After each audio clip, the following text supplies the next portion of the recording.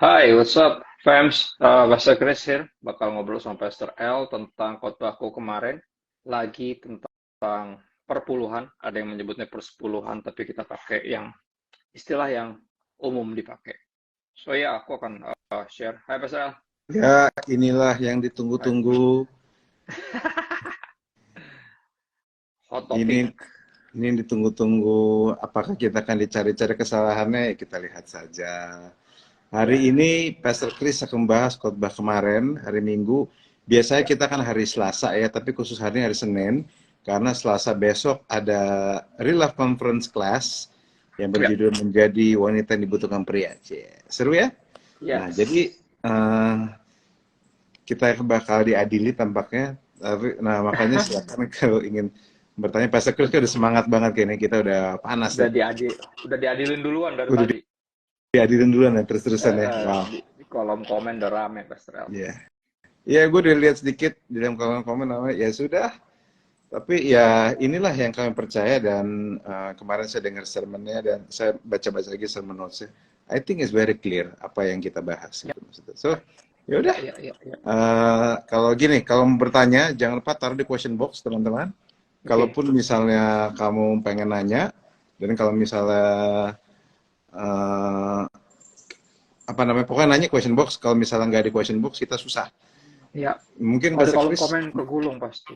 mungkin Pastor Chris mungkin mau itu dulu kali ya, mau bahas dikit dulu. Tapi Oke, kayaknya kalau basically perlu dibahas sih, maksudnya kan udah nggak jelas ya. usah Tapi ya udah langsung terserah sih. dijawab ya, tapi kita ini sambil-sambil nunggu-nunggu pertanyaan masuk, kita bahas-bahas dikit kali ya, tipis-tipis lah. Mm-mm. Jadi lengkapnya bisa ditonton tentunya di YouTube channel kami di New Wine International Church. Mm-mm. Judulnya lagi tentang perpuluhan dan dibahas cukup panjang kemarin. Gua izin kutip artikel renungan yang bagus dari sahabat gua, Pastor Asaf Immanuel dari GB Living Bread. Dan mostly yang kemarin gue share itu catatan dia, dan ujungnya gue kasih personal notes, karena perpuluhan adalah yang kami lakukan di New One International Church. Kami including us pastors. Oke, bukan cuma jemaat yang suruh kasih perpuluhan, tapi semua kita memberikan perpuluhan karena ini rumah kita. Ya, kita tahu bahwa di mana hartamu berada, di situ hatimu berada, dan berlaku sebaliknya. Di mana hatimu berada, ke sana hartamu menuju. Dan kami percaya New Wine adalah rumah kami, hati kami ada di rumah kami. Ya, home is where the heart is, dan kami selalu support ke rumah kami sendiri, keluarga kami sendiri, dan kita bersyukur buat keluarga New Wine yang terus expanding, yang terus bertambah, dan excited buat itu. So ya, aku akan apa ya, rangkum kali ya. Pada akhirnya salah satu perdebatannya adalah perkataan Yesus sendiri tentang um, seolah gitu ya, seolah, sorry, lebih tepatnya perkataan Rasul Paulus yang bikin ribet sebenarnya. Rasul Paulus bilang kita nggak lagi hidup di bawah hukum Taurat, jadi seolah habis itu hukum Taurat udah nggak berlaku dan ini problematik. Padahal Yesus sendiri udah jelas bilang ya di Matius 5:17, janganlah kamu menyangka bahwa aku datang untuk meniadakan hukum Taurat, tapi untuk menggenapinya. Ya, bukan untuk meniadakan hukum Taurat dan kita para nabi, aku datang untuk menggenapinya, kata Yesus. Ya, dan kata hukum Taurat sendiri artinya cukup beragam. Ya, merujuk pertama kepada uh, kitab Kejadian sampai Ulangan atau kitab Musa, Taurat Musa disebut Pentateuch, dan juga merujuk kadang ke 10 hukum Taurat, dasar titah, ya Keluaran 20, Ulangan 5, dan bahkan juga kadang merujuk kepada seluruh isi perjanjian lama, yaitu era keselamatan yang lama. Makanya kata ini dipakai secara bergantian, tapi ditulisnya kalau dalam bahasa Indonesia hukum Taurat. Jadi ini yang suka bikin kita bingung, maksudnya tidak di bawah hukum Taurat yang mana, dan gitu. Akhirnya sampailah kepada yang namanya perpuluhan ini, ya, sampai pada perpuluhan. Dan jadi perpuluhan masuk kategori yang mana, karena gini, hukum Taurat secara teologis dibagi dalam 3 kategori.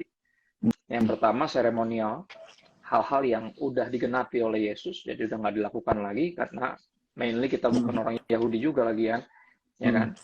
Jadi terus yang kedua ada yang namanya moral.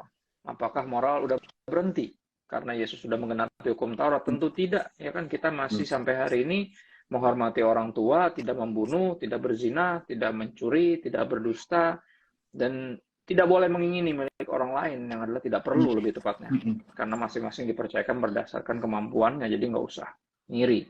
Nah, gitu. Tapi kita masih terus melakukan itu, bukan? Ya, termasuk beribadah di hari Sabat misalnya. Kita punya satu hari khusus untuk istirahat dan beribadah. Ya itu masih kita lakukan. Kalau emang udah nggak berlaku, kenapa kita masih lakukan ini semua kan gitu? Karena emang secara moral ya yang digenapi oleh Yesus ini tetap kita lakukan, bahkan dengan esensinya sampai kedalamannya. Bukan hanya tidak berzina, tapi tidak ingin berzina. Jadi karena keinginan itu, kata Yesus, juga problematik. Ya dia tarik sampai ke sana, dan kita tentunya masih tahu persis bahwa hukum Taurat secara moral masih berlaku. Dan si perpuluhan ini masuk kategori yang ketiga, namanya teknis praktis. Wow. Ya, teknis praktis. Jadi ini yang kita bahas kemarin panjang lebar. Ya. Dan kita harus sepakati bersama dalam perspektif khususnya perjanjian baru, perpuluhannya adalah soal remeh. Kemarin gue bahas gitu. Ya, karena ini hanya tentang uang sebenarnya, karena padahal hidup itu bukan cuma tentang uang. Ya. Jadi ini harus disepakati bersama bahwa ini sebenarnya soal yang remeh. Apalagi cuma 10% dari 100. Ya, 10% dari 100% yang dipercayakan sama Tuhan harusnya remeh. Ya cuma 1/10. Jadi harusnya nggak sampai membuat keributan. Cuma jadi keributan. Kenapa? Karena mayoritas kita, saya juga dulu sama, cinta uang. Jadi akhirnya jadi berantem, jadi ribut karena kita punya berhala kesenggol. Ya, orang kalau berhalanya kesenggol pasti bereaksi langsung. Ya kan, sesembahannya disenggol kayak gini, kayak gua kalau orang udah ngebully Yesus, gua nggak terima gitu.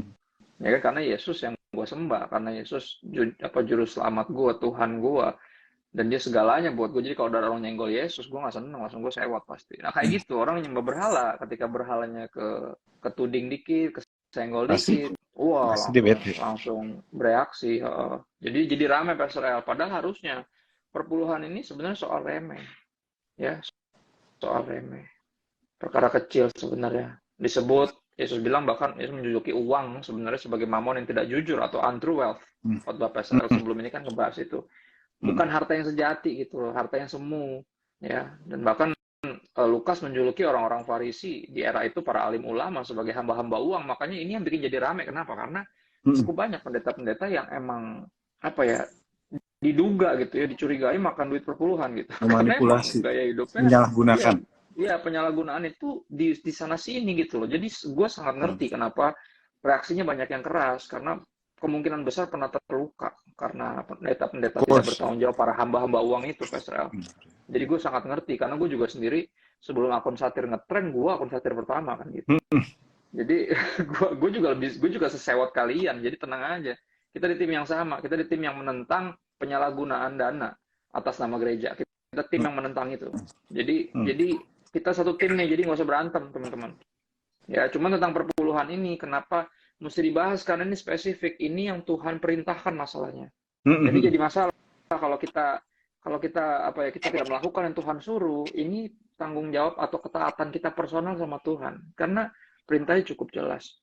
Ya, cukup jelas. Dan yang kedua, sebelum kita bahas lebih dalam lagi ya, sedikit lebih dalam lagi baru jawab pertanyaan. Yang pertama, soal perpuluhan itu adalah soal remeh, 10 dari 100%. 10% dari 100%. Nah, yang kedua yang dituntut bukan hanya soal perpuluhan, tapi sebenarnya adalah segenap our whole existence. Ya, tubuh, jiwa, roh, resources, time, perhatian, energi kita, semuanya, pengabdian kita, harusnya segenap kita ini sebagai persembahan bagi Tuhan. Roma 12 ayat 1-2.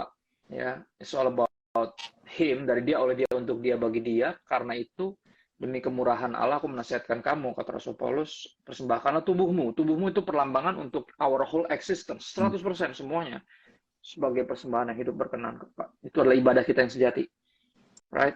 Jadi kenapa perpuluhan soal remeh? Karena yang dituntut sebenarnya lebih dari 10%, Pastor. Ya, karena Tuhan layak dapat 100, dapat segalanya. Bukan cuma masalah duit aja. Tapi gini, kalau kita ngomongin duit aja udah ribut, ya kan, kayaknya kejauhan kalau mau ngomongin 100% gitu, 10%-nya kita berantem. Ya kan, kalau emang ini remeh, ya tinggal kasih sih, kenapa ribet amat gitu loh.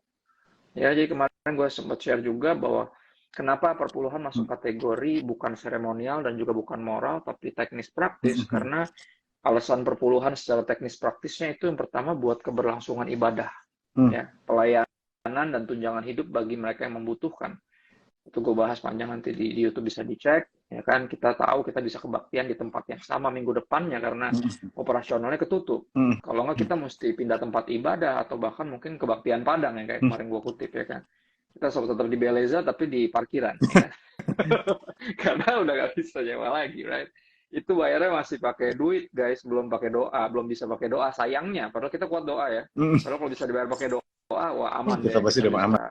Iya, iya. Tapi masalahnya nggak bisa, apalagi pas pandemi kemarin. Waduh, it's very hard. Very hard. Semua gereja pasti ngalamin itu. Ya, dari yang masih nyicil pembangunan sampai yang udah tinggal bayar operasional kan udah jadi, atau yang nyewa kayak kita di mall kan gitu. Semua terimbas, dan itu emang benar. Karena apa? Karena pada akhirnya operasional kita bisa berlangsung ibadah nih seperti tiap minggunya karena ada operasional yang nggak kecil. Makin gede gerejanya, makin besar biaya operasionalnya, dan ini mesti dipahami. Makanya kenapa perpuluhan masih terus dilakukan karena alasan ini, ya, keberlangsungan ibadah atau pelayanan. Dan berikutnya, perpuluhan dibawa kemana? Itu pertanyaan yang sering muncul juga. Ya, dibawa ke tempat ibadah kalau kata firman Tuhan sesuai Maleakhi 3:10, Ulangan 14, 23-25. Tempat ibadah artinya gimana? Ya, di tempat Anda beribadah, khususnya di tempat Anda bergereja. Misalnya contoh ya, ada orang yang rantau dari luar kota, gereja rumahnya yaitu di kampungnya. Nah, dia bergereja selama rantau 4 tahun kuliah di Jakarta. Dia bergereja di satu gereja yang di Jakarta, bukan yang di rumah. Perpuluhan lempar kemana? Ya kalau gue lempar ke tempat gue kebaktian lah. Idenya gitu aja, gampang. Kalau kebaktian di mana ya lo kasih ke situ. Tapi kalau pindah-pindah ya jangan, salah sendiri pindah-pindah. Ya kan, gimana caranya bisa tertanam kalau pindah-pindah? Baru mau tertanam pindah, baru mau berakar cabut lagi, pindah lagi. Terus aja sampai Tuhan Yesus datang. Ya kan, pantesan nggak bertumbuh atau berbuah, orang tertanam aja kagak. Ya kan? Wow. Jadi udah pasti dibawa ke tempat ibadah, tempat kita beribadah. Ya. Berikutnya, untuk para imam dan lewi yang berhak atas persembahan itu dikatakan seperti itu, Ulangan 14 ayat 27. Walaupun perjanjian lama, jadi gambarkan bahwa mereka ini nggak punya pusaka gitu ya, tanah pusaka, nggak punya warisan, jadi mereka nggak bisa bercocok tanam karena nggak punya jatah itu. Ya, ini digambarkan kalau zaman sekarang seperti orang-orang yang pendeta-pendeta yang full time, yang artinya nggak punya bisnis sampingan di luar dari itu. Beberapa denominasi, bahkan sorry pastor, ini kenyataan yang gue pelayanan berbagai denominasi, mereka melarang pendetanya, gembalanya untuk punya bisnis. Dilarang. Wow. Pure dilarang. Ya karena dianggap, wah ini ntar nggak konsen menggembalakannya. Gitu, nggak bisa dengan segenap hati menggembalakan jemaat kalau ribet sendiri sama urusan bisnisnya. Berapa denominasi melarang, pastor. Dan itu gini, kalau dia nggak dapat tunjangan dari perpuluhan, gini, kebutuhan hari-harinya gimana caranya? Emang bayar pakai doa, anaknya sekolah, kalau siapanya sakit, ya kan, kalau baru lahiran, terus beli popok, susunya gimana, ya, itu semua pakai duit, guys. Jadi ini yang disebut teknis praktis, kita harus mikirin ini. Ya, dan berikutnya tentunya perpuluhan itu buat bagi orang-orang yang berkekurangan, yang khususnya berada di jemaat kita sendiri.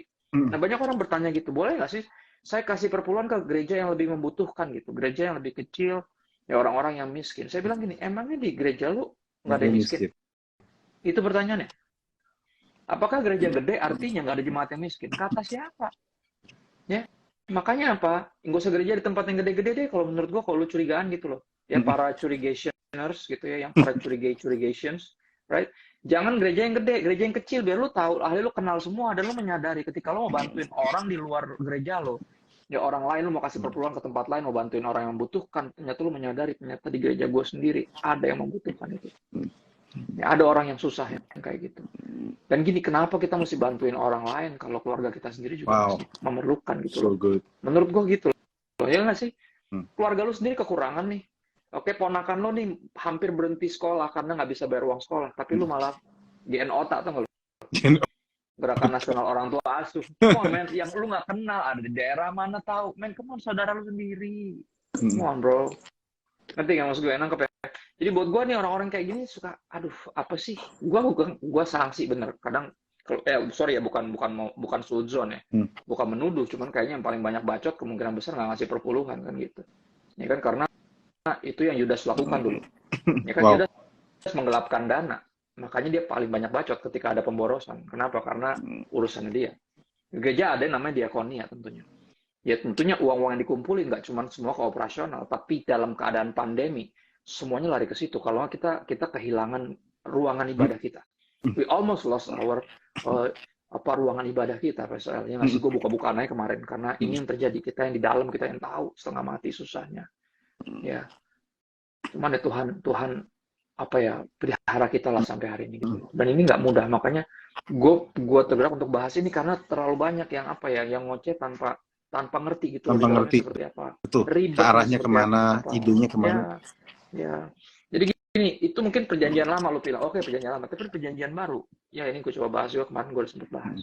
Ada banyak hamba Tuhan yang hari ini hidup yang betul-betul hidup melayani tanpa berkarir atau memiliki usaha. Itu kenyataannya. Ya kayak orang para kaum Lewi lah zaman itu. Ya. Yang kedua, pelayanan pastoral dan penginjilan adalah proyek Tuhan yang maha besar yang membutuhkan dana yang juga amat besar. Pelayan, setengah mati. Maksudnya kalau ada yang meninggal, ada kedukaan, ada yang sakit, ada yang pokoknya macem-macem lah. Pelayanan pastoral itu berat, guys. Kalau nggak percaya coba masuk deh. Coba aja silakan ya, biar tahu ribetnya kayak apa. Belum kita support yang di daerah ya. Pada penginjil yang ke daerah, belum yang itu. Ya, terlalu banyak yang membutuhkan dana yang besar. Makanya ketika kita pelit, hitung-hitungan untuk ya udahlah, maksudnya susah juga gitu loh. Ya akhirnya mesti dibuka gini biar jelas.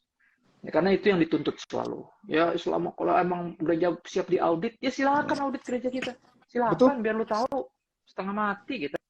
Ya kan silakan kalau mau audit, maksudnya iya bener, kadang apa ya, talk is cheap lah, ngomong itu gampang. Gue kadang suka kebawa emosi sendiri. Ya itulah, ketika lu cuma jadi komentator, nggak pernah turun ke lapangan, itu yang terjadi. Komentator kan selalu lebih jago ya daripada pemain bolanya, kan? Ini nggak sih? Bego gitu doang nggak masuk. Ya emang lu bisa, coba lu main. Kalau nggak langsung ngos-ngosan sekali sprint. Gitu. Right? Itu dia. Ya dan kita tentunya gini, penjelasan ini membuat teman-teman harus paham, nggak ada pemaksaan sama sekali di gereja kami khususnya. Kalau di gereja lu ada pemaksaan, saran gue lu mendingan pindah. Bener. Pertanyaan gue gini loh, ngapain masih kebaktian di sarang penyamun gitu loh? Sarang penyamun tuh idenya apa sih? Duit yang disetor itu bukan duit lo, tapi seperti dirampas, jadi kayak duit lo. Itu bukan duit lo. Sarang penyamun kan orang perampok. Dia ngerampok harta orang, disetor di sarang penyamun. Yang ada itu bukan duitnya dia, right?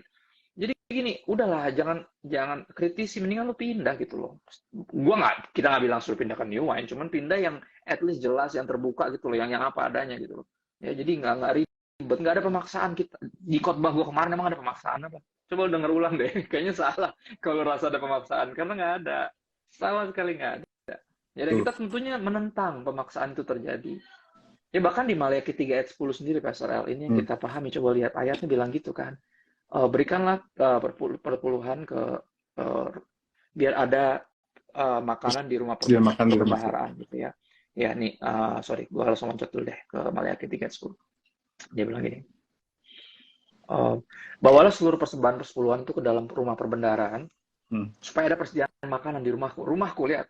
Ya penggambarannya kalau ada rumah Tuhan rata-rata pasti gereja, right? Dan ujilah aku, satu-satunya ayat di mana Tuhan nantangin kita untuk menguji ketuhanannya.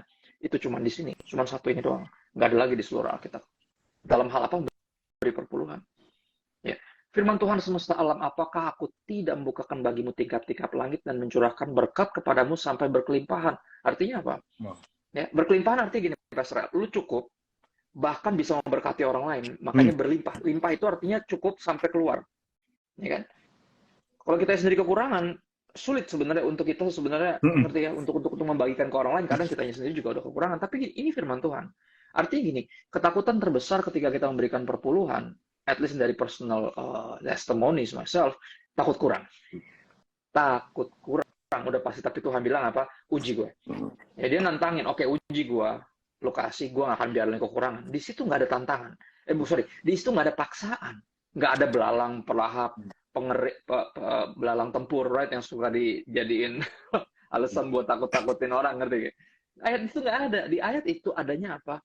Kekuatan, adanya penghiburan, adanya jaminan bahwa gini, gue pasti pelihara lo. Nggak usah takut. Right? Belajar percaya sama gue, uji ketuhanan saya. Right? Wow. Dan akhirnya emang perpuluhan sebenarnya esensinya ke situ. Sebenarnya kita ini sebenarnya percaya nggak sih sama Tuh. sang pemilik? Karena dia itu bukan cuma pemberi, tapi dia pemilik. Karena dia nggak kasih, dia ini percayakan ke kita untuk dikelola. Ini bukan punya kita, right? Pastor L bagus banget ketika gambarin kemarin yang ada seperti seorang ayah yang ngasih misal contoh 10 permen ke anaknya. Dikasih 10 permen, terus tiba-tiba papa bilang gini, papa boleh minta satu nggak? Gue suka banget, Pastor L, gila. Itu analogi paling the best, karena that's how it feels. Seperti itu rasanya. Ya, ketika kita dipercayakan nama Tuhan 100 nih, udah digaji, tiba-tiba Tuhan kayak minta 10% lagi, tuh kayak gitu. Apa boleh nggak minta 10%? Kan gitu. Hanya untuk menguji hati kita, apakah kita jadi dipenuhi berhala, atau kita masih tulus, memperlakukan ini seperti semestinya, untrue wealth. Ini bukan kekayaan yang sesungguhnya, kekayaan saya yang sesungguhnya namanya Yesus, kan gitu. Jadi ketika Yesus minta sesuatu, yang udah jelas dicatat di Matius 23 ayat 23 misalnya, right, itu ayat pegangan gue untuk perpuluhan. Yesus bilang yang satu harus dilakukan, yaitu perpuluhan, yang lain jangan diabaikan. Ya, keadilan, kasih setia, kepedulian. Artinya apa? Kalau lu udah kasih perpuluhan ke gereja, bukan berarti lu nggak perlu bantuin orang lain. Bukan. Ya, tapi bedain perpuluhan sama sedekah. Perpuluhan sama sedekah itu two different thing. Ya, saya kasih sedekah tentu, tapi dari 90% yang masih ada, perpuluhan saya kasih ke rumah Tuhan. Ya, biar keluarga saya juga nggak kurang makan. Kita bisa, gereja kita bisa tetap operasional jalan, kita bisa tetap kebaktian di tempat yang sama, bisa istilahnya ya buat rumah sendiri lah at the end of the day. Bukan rumah saya, rumah kita, rumah Tuhan dalam artian si gereja ini gitu loh. Ya, Pastor Al bagus bilang perpuluhan bukan jatah preman, right? Tapi bentuk kepercayaan kepada sang pemilik, yaitu Tuhan sendiri. Ya, dan makanya di Maliaki 3 tadi dia kayak nantangin, oke, lu percaya deh sama gue, right? Lu percaya sama gue gak bakal biarin lu kekurangan, gue setakut, yang gitu ya. Dan akhirnya perpuluhan juga jadi sebuah semacam kayak bukti ya, bahwa kita benar-benar percaya. Dan gini, bahkan bukan hanya itu, Pastor Al, gue kemarin juga sempat share bahwa perpuluhan ternyata bukan hanya tanda bahwa kita itu percaya kepada Tuhan, tapi juga bukti bahwa kita bisa dipercaya oleh Tuhan. Right? Wow. So good. Yang dia percayakan kita bisa kelola dengan benar. Karena ketika dia minta 10%, kita dengan senang hati kasih. Bahkan kalau dia minta semua pun, kita kasih. Orang semua punya Tuhan, at the end of the day, right? Cuman ya logical fallacy-nya adalah gini loh, katanya 100% punya Tuhan, tapi kenapa 10% kita berantem, guys? Nice. That's the big question, right? This is weird. Maksudnya ketika lo bilang, oke, 100% kita setuju bahwa semua milik Tuhan. Iya, tapi kalau 10% kita harus berdebat. Hah? Gimana? Kan aneh. 100% kita setuju semua punya Tuhan. Semua setuju? Ya, semua setuju. Oke, konsensus, right? Tapi kalau 10% gimana? Mesti dikasih ke Tuhan nggak? Oh, ntar dulu nih. Perlu nggak ya? Nah, ngerti kan? 100% kita setuju punya dia. Kenapa 10% kita berantem? This is just weird, right? This is so weird. Ya, dan kemarin gue kasih personal text khususnya untuk perpuluhan besar tentang ini, kenyataan bahwa firman Tuhan bilang di Mazmur 103 ayat 2, kita ini apa ya, pujilah Tuhan hai jiwaku, ayatnya bilang gitu, jangan lupakan segala kebaikan. Wow, ya. So jangan good. lupakan segala kebaikannya, karena gini, ketika kita lupakan kebaikan Tuhan, kita gagal bersyukur, kita jadi antara ngiri atau mulai serakah, kita mulai pelit, kita mulai manipulatif, right? Kita mulai nyolong-nyolong punya orang, kita mulai jahatin orang, kita mulai bersaing mentalnya untuk saling mengalahkan, saling merugikan, right? Dan itu just weird.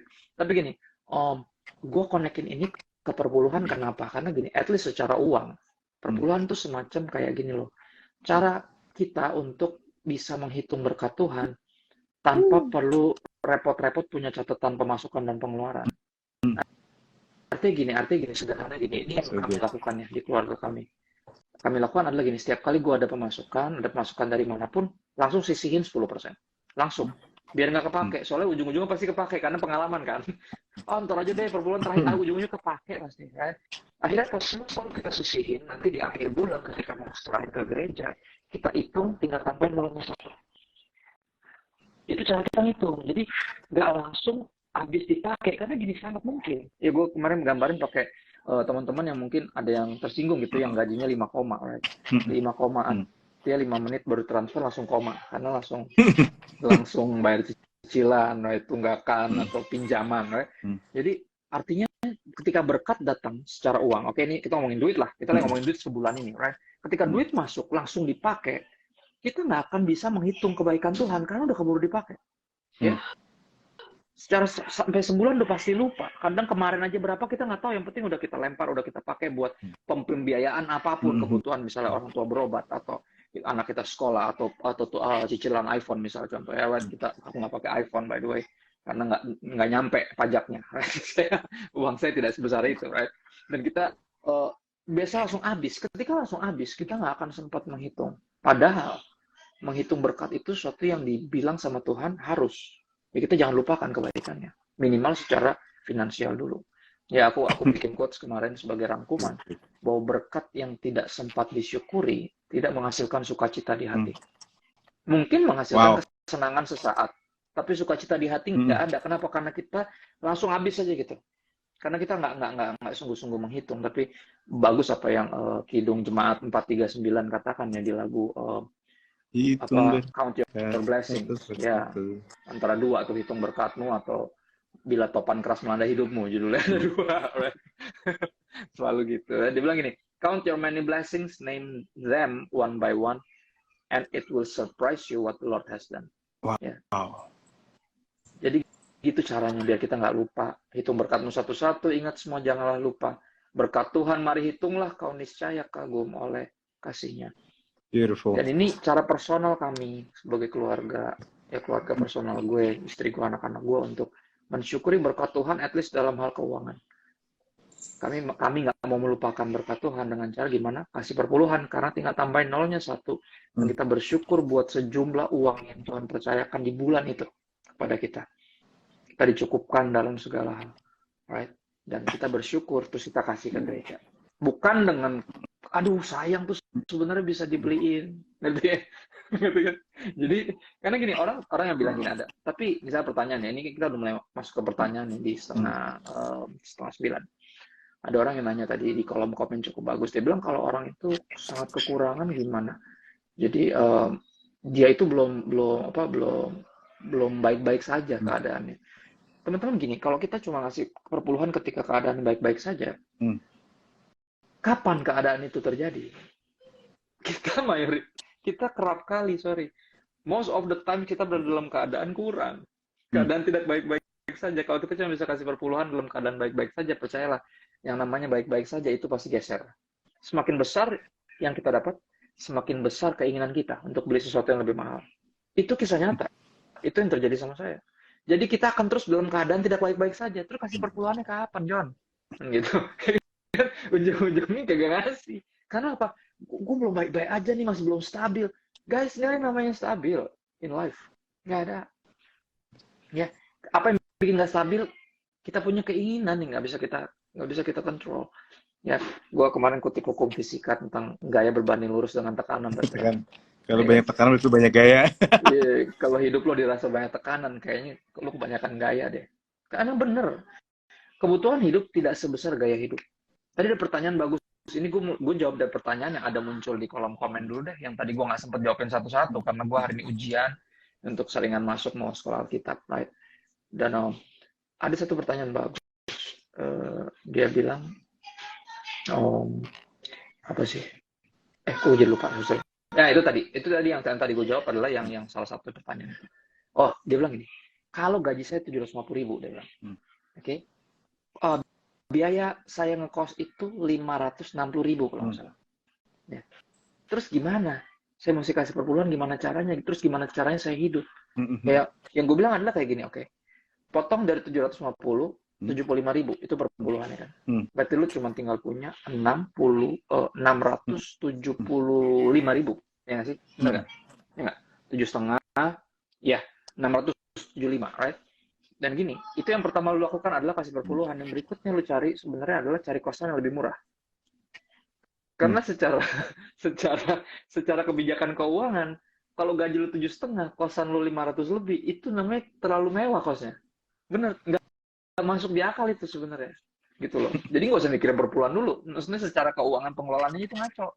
Harga kos hampir sama harga gaji itu gimana gitu loh. Maksudnya cari yang lebih murah pasti ada, cuman mungkin di pinggir-pinggir. Right? Pasti ada yang pakai kipas angin doang, nggak nggak pakai AC atau nggak kamar mandi dalam misalnya contoh ya, itu contoh doang. Cuma gini, tetap kita harus turunin, right? Turunin. Ya mungkin kemarin biasa makan di warteg, ini mungkin bisa cari yang lebih ngemper dikit. Karena gajinya itu mesti disesuaikan gitu loh. Jadi karena gini, ketika pun gajinya diperbesar, pasti deh percaya, pasti kita biasanya ya, bukan menaikkan standard of giving, Menaikkan pasti kita standar menaikkan living. standard of living. Pasti. Daging kita punya kecenderungan itu. Ya, gaji udah mulai naik, wah gue bisa ganti HP nih, lihat gak? Tuh, itu tuh yang bikin tuh akhirnya apa nggak bakal bisa kasih perpuluhan. Kenapa? Karena akhirnya selalu dalam keadaan apa nadir terus gitu loh titiknya. Jadi kalau kita ngasih perpuluhan ketika semuanya udah baik-baik aja, itu kapan? Masalahnya nggak ada momen itu. Gitu loh. Jadi itu cuman sedikit celetukan lah ya, karena seri ini kan belum selesai ya, bulan ini tentang uang ya. Masih ada another 2 weeks dari hamba-hamba Tuhan yang hebat yang emang practitioners di keuangannya. Ada Pastor Umin, ada Brother Peter, dan ini belum selesai, makanya aku kemarin kayak kasih bridging seperti yang Pastor R lakukan di khotbah sebelumnya, agak sedikit nyentil perpuluhan untuk bridging ke gue. Right, gue juga lakukan itu. So ya, kita langsung aja. Jadi panjangnya bisa mampir di New Wine International Church YouTube channel. Kita jawab pertanyaan-pertanyaan langsung. Karena pasti berjubel. Pasti berjubel. Silakan. Oke, thank you teman-teman. I hope you guys learn something. Saya percaya bahwa apa yang kami bagikan tuh harus jadi berkat bagi teman-teman. Ini ada beberapa pertanyaan sih. Ini, nah ini sih. Tapi apakah perpuluhan tuh bisa diminta secara paksa, Bang? Nggak ada yang maksa. Lu kalau dengar khotbah gue kemarin nggak ada paksaan sama sekali. Iya. Dan Tuhan nggak Tuhan nggak toksik. Jangan samain sama mantan yang toksik itu yang suka maksa, right? Tuhan nggak pernah maksa. Nggak pernah. Karena gini, dia pun nggak menyenangi ketaatan yang terpaksa. Kalau dia nggak menyenangi ketaatan yang terpaksa, logikanya gini, pasti dia nggak mungkin pernah maksa.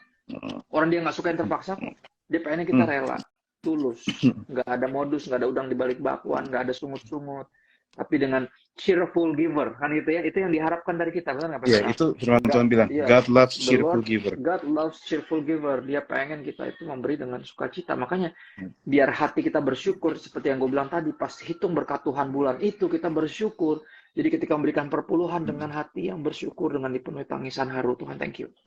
Right? Itu yang Tuhan suka, guys.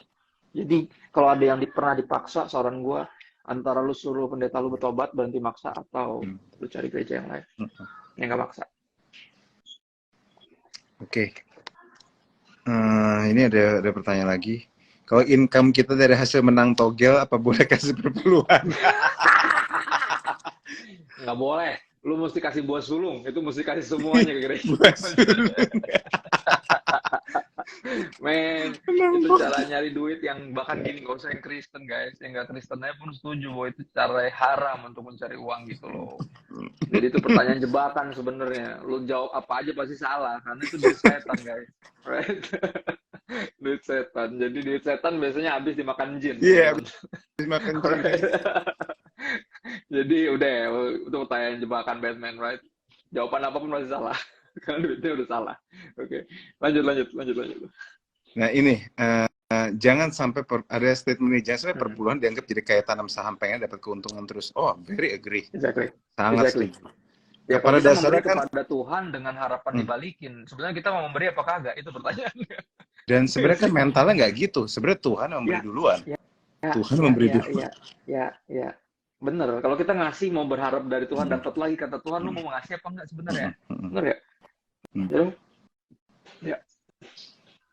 Nah ini ada pertanyaan, Pastor Kristus, saya setuju sama yang Pastor sampaikan, tapi penasaran yang Pastor bilang tambahin 0. Kalau 10% tambah 0 jadi 1, apakah 100% gitu kah? Oh, dia pasti nggak nangkap konteksnya bahwa itu cara menghitung berkat soalnya. Bahwa dari perpuluhan kita itu bisa tahu. Contoh ya, misalnya contoh perpuluhan bulan ini misalnya 4.500.000. Berarti sebulan ini 45 juta dapatnya. Wow. Tambahin 1 kan? Ya nggak sih? Salah apa tuh gue? Ya matematika gue jelek sebenarnya. Bener nggak sih? Ya nggak sih? Right? Bener ya? Ya dong. Betul. Tinggal tambahin 0-nya 1. Sebenarnya itu, dan itu cara untuk mensyukuri, karena gini, kita punya pengeluaran. Dan kalau random, sekali lagi berkat yang cuma sekedar dipakai, nggak sempat dihitung, kita nggak sempat mensyukurinya, nggak ada sukacita. Kemarin gue gambarin di khotbah, gue nonton sendiri, nangis sendiri, karena itu kisah nyata, right? Kita akan punya kecenderungan kayak, ya, kok gaji gue cuma segini, ini, kenapa orang lain bisa makan di tempat itu, asik ya mereka bisa keluar negeri.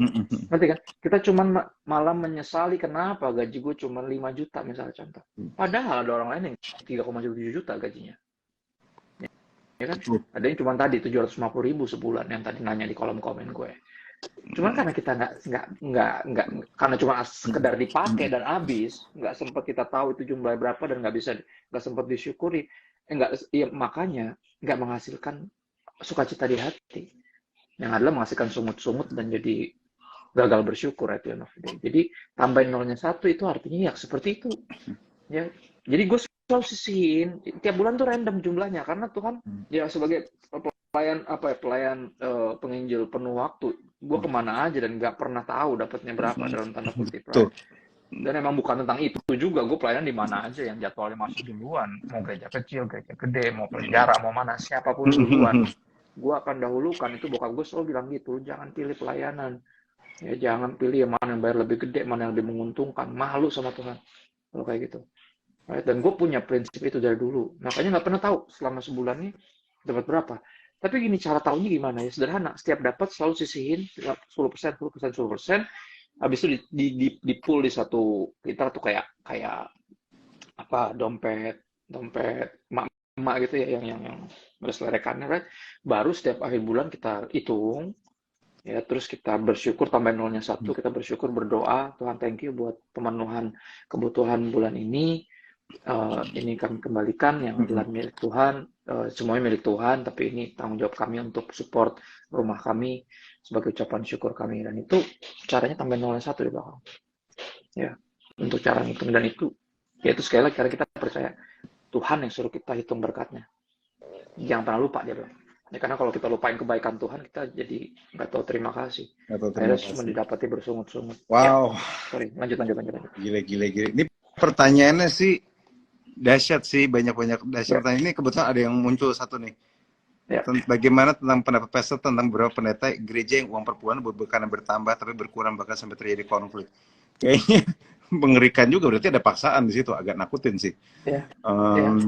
Kami tidak gini, saya nggak tahu gereja lain ya. New One sama sekali tidak maksa orang. Kami berusaha menginspirasi orang memberi, yes. Tapi apakah memaksa? Enggak. Karena kenyataannya firman Tuhan bilang, when we are still sinners, saat kita masih berdosa, Yesus sudah mati bagi kita. Dan dia jadi poinnya adalah firman Tuhan bilang, berilah dengan sukacita, karena Tuhan menyukai memberi dengan sukacita. Sukacita is our passport. Dan kami nggak bisa maksa dan nggak tertarik untuk maksa, karena iman sejati. Karena gini, memberi itu butuh kedewasaan dan butuh pengertian, dan sejatinya bahwa kita mengerti bahwa ini bukanlah jatah preman. Nah, orang seringkali merasa bahwa yang bikin stres adalah banyak orang merasa bahwa 100%, 10% milik Tuhan, 90% milik dia. Nah, itu yang bikin problem. Saya bilang bahwa kalau kamu angle ke situ, kamu akan merasa ini jatah preman. 10%. Iya, padahal lu ngerasa itu punya lo. Iya, tapi kalau kamu ngerasa bahwa ini memang Tuhan titipkan ke kamu, tapi dia sebagai ayah kayak bilang, kasih daddy dong 1, kasih papi dong 1. Nah, hatinya akan berubah gitu. Hatimu pasti ngeliatnya akan berubah. So, itu saya rasa mental itu yang kita harus kasih, karena Tuhan tetap memberi walaupun kamu gimana, di dalam keadaan apapun Tuhan tetap Tuhan yang memberi gitu. Ya itu. Iya, dan idenya gini, berapa orang protes kayak nanya, kalau kita nggak berperan berarti Tuhan nggak berkatin kita. Gimana emang? Keselamatan itu apa? Iya, terus maksudnya gini, yang rezeki lo emang dari mana? Maksudnya gini, 100% ini kan punya Tuhan. Tuhan percayakan 100. Terus saking dia percaya sama lo, dia pengen ngetes hati lo, terikat mamon apa kagak, dia minta 10%. Right? Betul. Dan jangan lupa teman-teman, sorry Pak Sikis, gue ngomong dikit lagi. Jangan lupa teman-teman, be careful. Kenapa? Karena kita berantem terus dengan 10%. Tapi para bankers anak Tuhan semua ngomong, problem terbesar keuangan orang Indonesia bukan di 10%-nya, tapi di 90%-nya. Pengaturan 90%. Yang harus dikelola 90%. So, jadi please jangan sampai ini juga membuyarkan kita bahwa 90% itu harus dikelola, karena 90% pun milik Tuhan. Ya, exactly.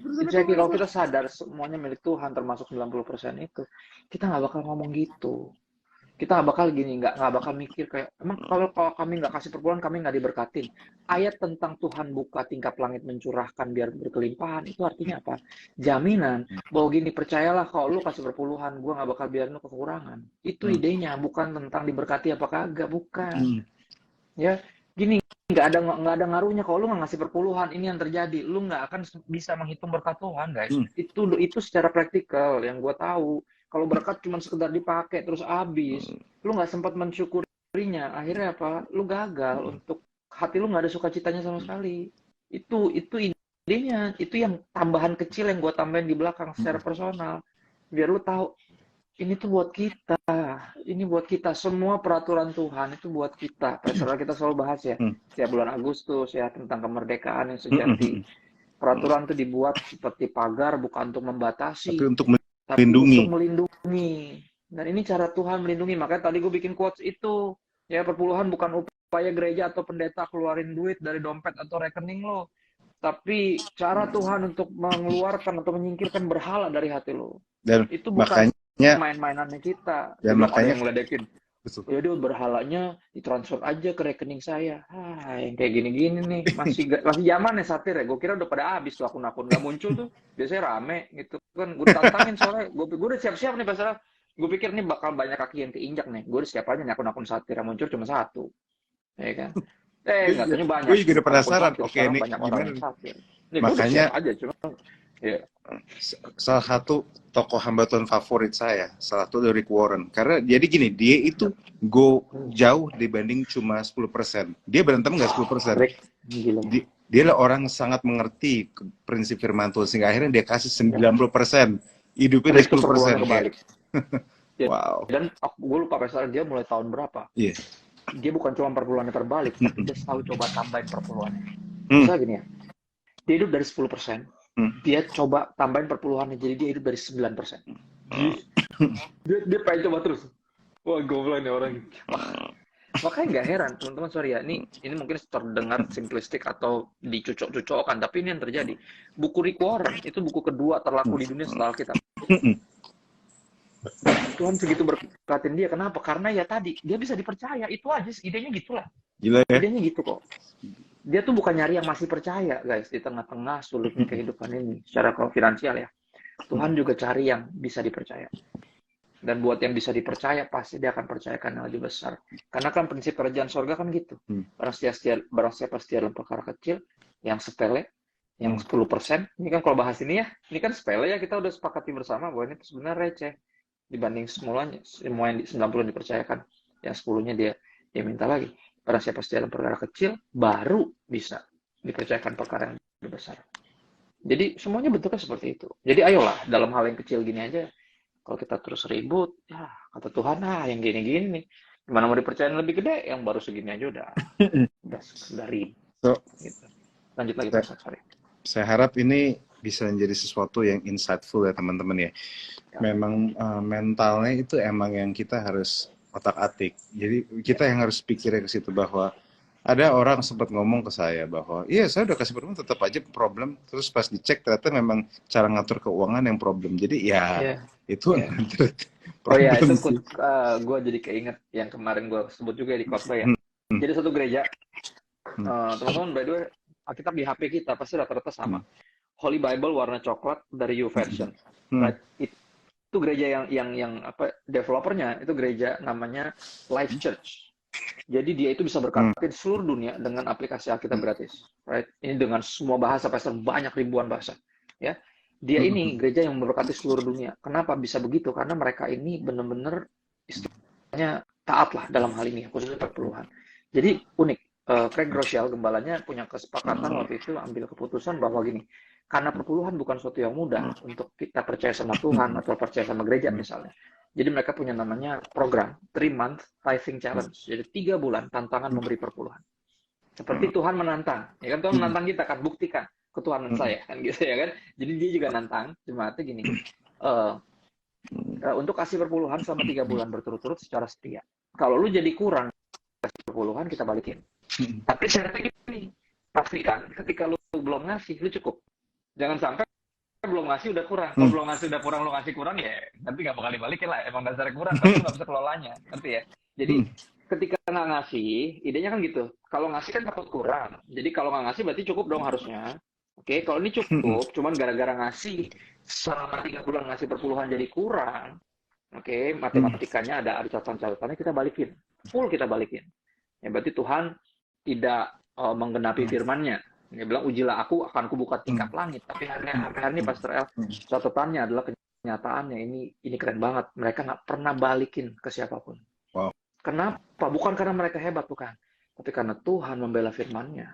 Tuhan benar-benar membuka tingkap langit sehingga nggak ada yang kekurangan. Bahkan bisa berkelimpahan, bisa berkatin orang, masih bisa berkatin pelayanan, masih bisa support, masih bisa bantuin keluarga yang berkekurangan, masih bisa macam-macam. Dan itu menarik, itu inspirasional sih kisah itu, termasuk tadi Pastor Rick Warren ya, yang perpuluhan terbalik. Gitu, ini dua yang gue selalu jadikan jadi kesaksian yang memotivasi gue, karena gini, gue pun juga struggle dengan perpuluhan sebenarnya. Ya, dan mostly struggle pertama sama takut kurang, yang kedua karena tadi pengen ini pengen itu, aku ingin begini, aku ingin begitu, jadi kayak pas mau ngasih gini Pastor, aduh tapi sayang lo segitu bisa beli ini nih, gitu ya.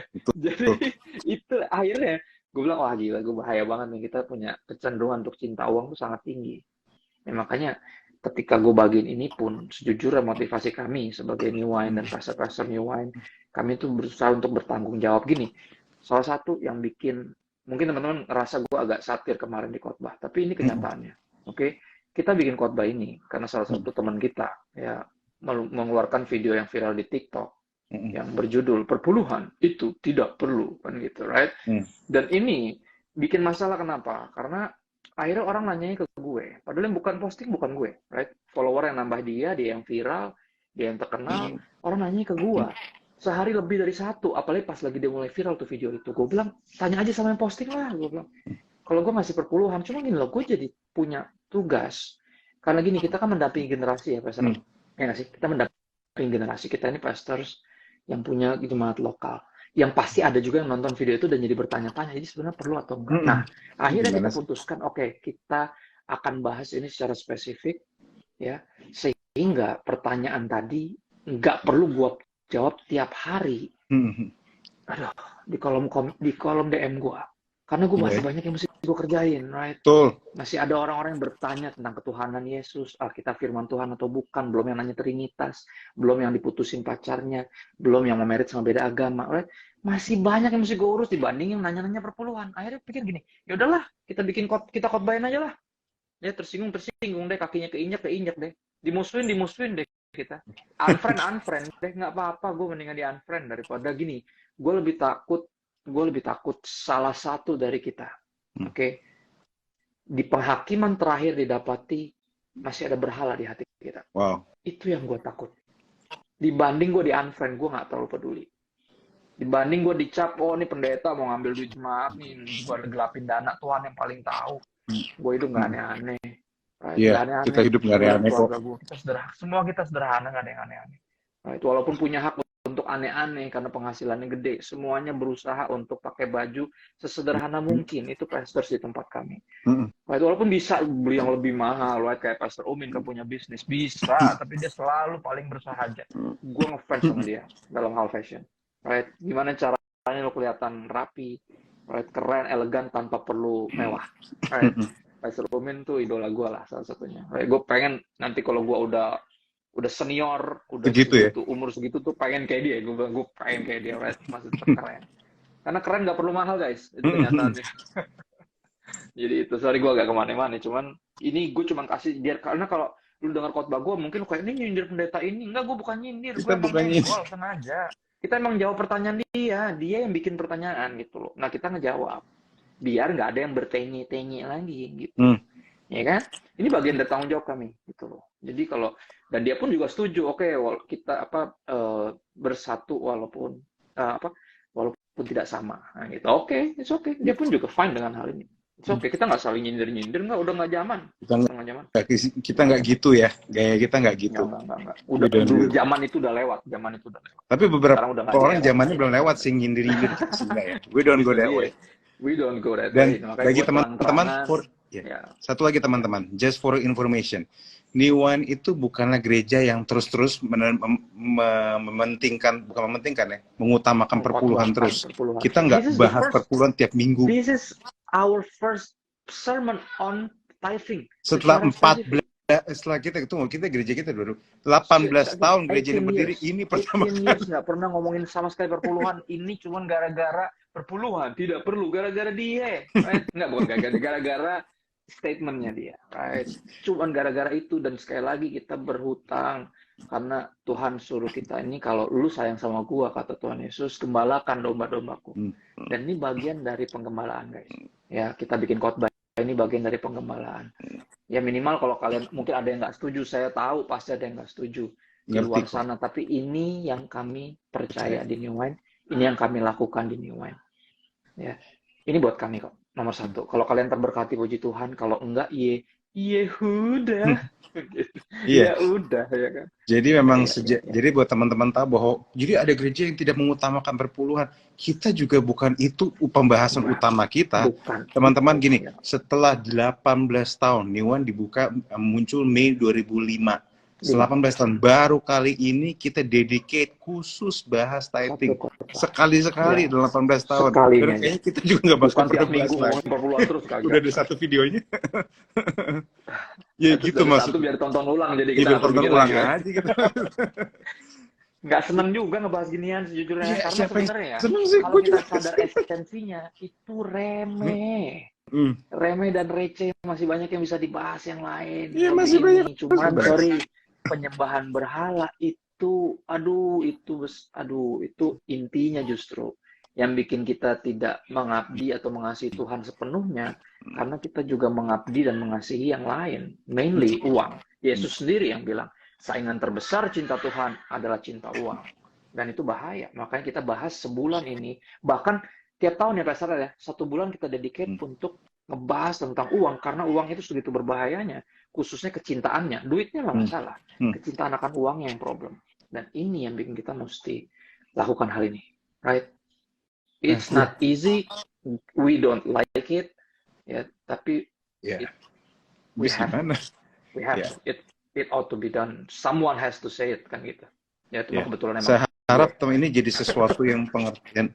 Makanya teman-teman, saya tuh udah juga ikutan nempelin, saya menjembatani karena saya tahu minggu lalu saya aja udah ngomong susah. Minggu lalu tuh saya coba bahas hal tentang uang secara gambar besar. Itu aja udah nggak mudah.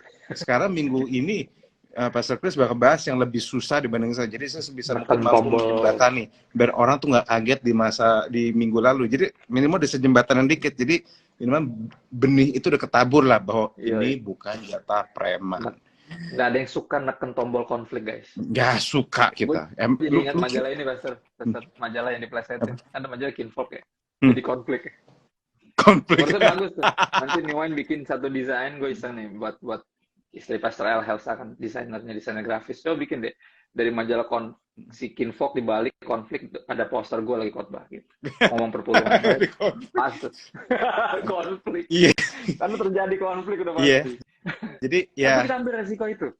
Dan kami udah siap. Kalau misalnya bahkan kami udah siap-siap, bahkan saya udah sempat tantangan, ayo dong akun Satir tunjukkan pesonamu. Maksudnya kira ya udahlah, masih kita tahu lah. Pasti bisa aja ada orang-orang nggak setuju dan sebagainya. Kami gini, you may not be agree dengan pandangan kami, tapi kami cuma kasih tahu bahwa pandangan kami itu ada dasarnya dan kami share dengan lengkap. Ini tidak lahir dari kerakusan, tapi lahir dari kebenaran yang kami percaya, yang kami hidupin. Saya rasa itu yang paling penting. Ya. Oke, ada lagi mungkin satu lagi. Ini sekitar 6 minutes. Satu lagi kali bisa mungkin yang paling seru. Coba di. Tunggu, saya lihat dulu nih ya. Tunggu sebentar. Banyak banget. Gini, sorry ya. Kalau gua asumsikan yang banyak nanya kayak belum nonton secara lengkap. Feeling gue. Jadi gini, yang nanya nih sangat bukan kami nggak maksa, sekali lagi kami cuman sarankan. Coba disimak secara utuh, didengar pelan-pelan khotbahnya. Kemarin judulnya lagi tentang perpuluhan. Jadi gue yakin pasti bisa, pertanyaan ini bisa setengah hilang kalau ditonton lengkap. Silakan tonton dulu. Coba, ya. Ada nggak yang kira-kira paling paling. Satu yang kita nggak bahas kemarin memang buah sulung sih, tapi perlu dibahas gak sih? Ampun. Enggak. Kita Kita kan nggak buah on. sulung dasar alkitabiahnya juga kurang kuat dalam artian. Ya, jadi We kita don't go nggak that way. we don't go that way. We don't go that route. Oke. Kalau lu mau kasih gaji lu pertama lu buat Tuhan, ya nggak apa-apa. Gue juga pertama kali kerja itu yang gue lakukan, Pastor. Gue pertama kali kerja gue kasih semua buat Tuhan, kan gue bersyukur banget, thank you banget. Udah gue mau ngerti mau kagak tentang buah sulung, cuman gue saking bersyukur gue kasih semua ini buat Tuhan. Gue taruh ke gereja waktu itu. Ya, that's me. Kita nggak ngomongin itu. Right? Kita New Wine nggak pernah bahas buah sulung, kita cuma bahas buah roh. Ya. Sama, betul. Dan buah pertobatan. Nah, buah pertobatan. Sama anggur ya. Yeah. Ya dong, anggur kita harus bahas. Alright. Praise God. Sebelumnya saya mau say thank you dulu, praise God untuk teman-teman yang merasa sudah diberkati. Ada beberapa komentar-komentar bagus, Pastor Chris. Jadi khotbah pastor merupakan khotbah penjelasan paling tajam terhadap perpuluhan, bukan khotbah tentang berkat perpuluhan dan ngancam orang. Praise God bahwa itu yang memang hati kami itu kejarnya ke situ. We want to gini. Idenya bukan mengintimidasi, tapi idenya menginspirasi. Exactly. Ide kami kayak gitu. Kenapa? Dan mengedukasi juga. At the end of the day, hati nggak bisa nyembah yang otak tolak. Makanya kita kalau teman-teman perhatiin khotbah-khotbah kita sebisa mungkin, we try our best to membuat semua kebenaran itu untuk somehow sedikit make sense. Sedikit karena most of them itu beyond us. Yeah. Right? Tapi at least sedikit make sense. Kita kejar yang agak sebisa mungkin sesuai bahasa yang kita bisa lakukan. Oke. Ya, semoga itu memberkati teman-teman. Udah, paling itu aja deh. Yuk, udah. Please. Saya aja yang berdoa deh. Gue aja yang doa kali ya. Tuhan, terima kasih atas hari ini. Terima kasih untuk obrolan hari ini. Memang tidak mudah, tapi kami percaya bahwa Engkau yang berbicara pada setiap kami, Tuhan. Engkau yang ngomong in detail, Tuhan. Tuhan, kami tahu, kami berdoa buat setiap teman-teman yang saat ini struggle dengan keuangan mereka, struggle dan mereka yang berdoa, Tuhan, biarlah Roh Kudus berikan inspirasi dan berikan mereka iman untuk mereka bisa melakukan yang mereka harus lakukan. We really pray, kami berdoa yang terbaik, Tuhan. Kami berdoa biarlah Roh Kudus Kau bicara, Tuhan, atas mereka semua, Tuhan. Thank you, Lord. Kami tahu bahwa ini sebuah perjalanan juga, we know. Tapi kami tidak memaksa, kami tahu bahwa ini perjalanan, dan kami tahu bahwa ini perjalanan iman juga. Thank you Lord atas kehidupan yang telah Kau berikan. Terima kasih atas semuanya Tuhan. Terima kasih berkat-berkat telah Kau berikan. Terima kasih bahwa kami punya kuasa untuk bisa memberi. Thank you Lord atas semuanya. Kami berdoa buat setiap anak-anak biarlah belas kasihan Engkau dan compassion Kau menyertai mereka. Thank you Lord dalam nama Yesus. Amin. Amin. Bless you all, everyone. See you around, guys. See you, bye.